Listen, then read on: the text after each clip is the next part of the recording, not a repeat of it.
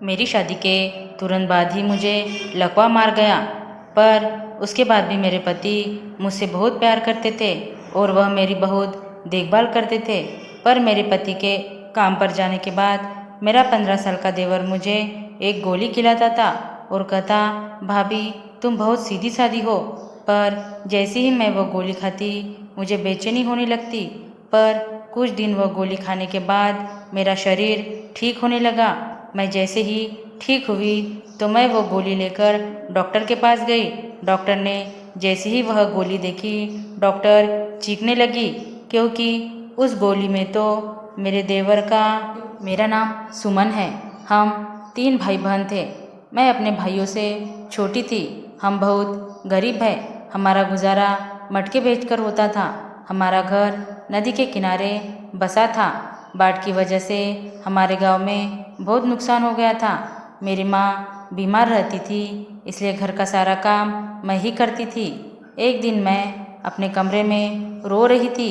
मेरे रोने की आवाज़ सुनकर पापा कमरे में आए और सामने का नज़ारा देखकर उनके होश उड़ गए, क्योंकि मेरी माँ अपने हाथों में मिट्टी का तेल लेकर और माचिस लेकर मुझे जलाना चाहती थी। पता नहीं वो मुझसे इतनी नफरत क्यों करती थी।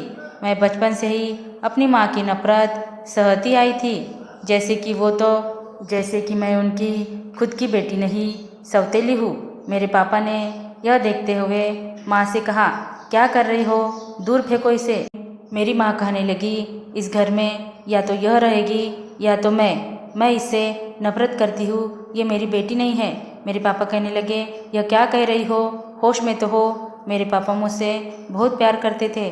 वह मुझे अपने साथ लेकर बाहर आ गए और कुछ देर बाद वह मेरी माँ को समझाने लगे, क्या कर रही हो, सब लोग बाढ़ की वजह से इतने परेशान हैं और एक तुम हो यहाँ मारने मरने की बात कर रही हो। मेरे पापा मुझे मेरे बड़े पापा के घर ले गए, क्योंकि उनका घर बाढ़ से बच गया था। अगले दिन मैं घर पर आई, बचा कुचा सामान बड़े पापा के घर ले जाने के लिए, पर मेरे पापा घर पर नहीं थे। मेरी माँ ने मुझे मेरे मामा के बेटे के साथ जाने को कहा। मैं उसके साथ नहीं जाना चाहती थी, तो मेरी माँ कहने लगी, बैठी रहो फिर यहीं पर, तुम्हारे पापा तो काम से बाहर गए हैं। मेरी माँ हमेशा मेरे मामा के बेटे का ही साथ दिया करती।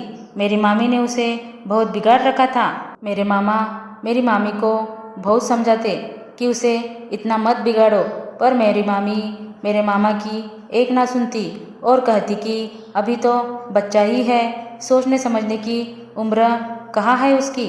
हम लोग मेरे बड़े पापा के घर रहने लगे, तब तो मेरी ताई और मेरी माँ दोनों मिलाकर मुझे खूब ताने दिया करती।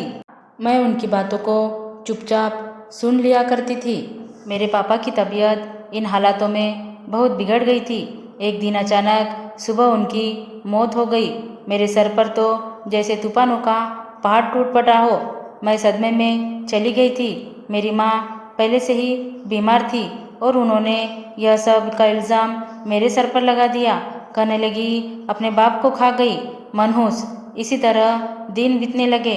कई दिनों बाद एक दिन मेरे मौसी मेरे घर आई और मेरी मौसी और मेरी माँ दोनों बंद कमरे में कुछ बातें करने लगी।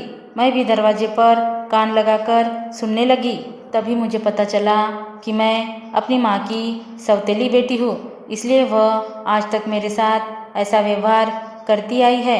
हमेशा मुझे ताने देती आई है और मुझे वह पसंद नहीं करती है। मैं ये सब सच्चाई जानने के लिए अपने बड़े पापा के पास आई, तो उन्होंने मुझे बताया कि मेरी माँ बचपन में ही मर गई थी।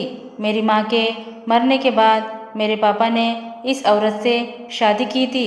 वह पहले से ही विधवा थी और उसका 2 बेटा भी थे।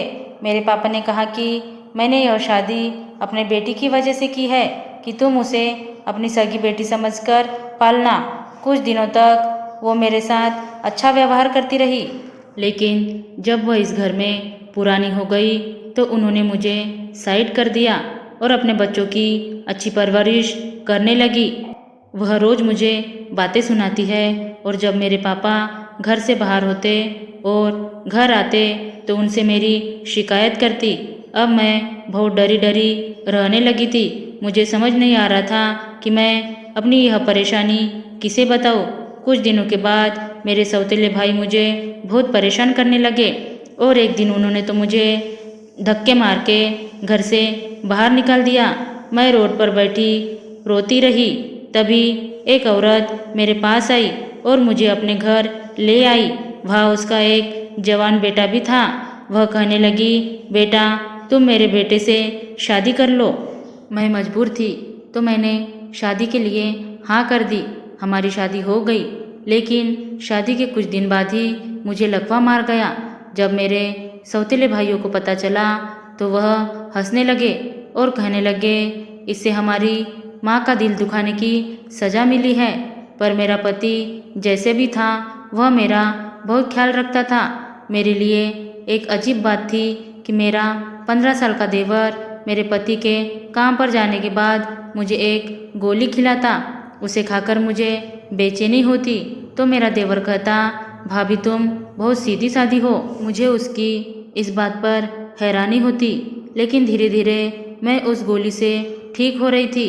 मैं जब ठीक हुई तो मैंने वह गोली डॉक्टर को दिखाने की सोची कि आखिर मुझे मेरा देवर उस गोली में क्या मिलाकर दे रहा है। मैंने जैसे ही वह गोली डॉक्टर को दिखाई, डॉक्टर चीखने लगी और कहने लगी कि तुम इस गोली की वजह से ठीक नहीं हुई हो, बल्कि इस गोली ने तो तुम्हें बांझ बना दिया है।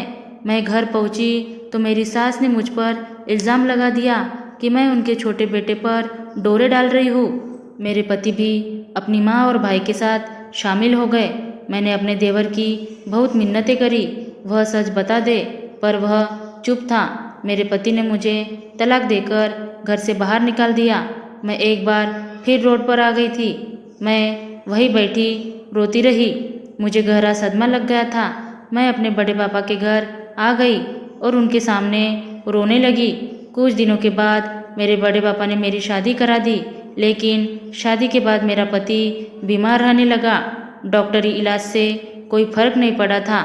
झाड़ फूक वाले को बुलाया और जब पता चला तो वह कहने लगा कि इनके ऊपर किसी भूत प्रेत का साया है, जिसे इस लड़की के साथ भेजा गया है।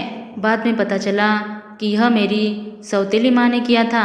मेरे बड़े पापा ने पुलिस को बुलाकर मेरी सौतेली माँ और उनके दोनों बेटों को अरेस्ट करवाया। मेरे पति की हालत में सुधार आया।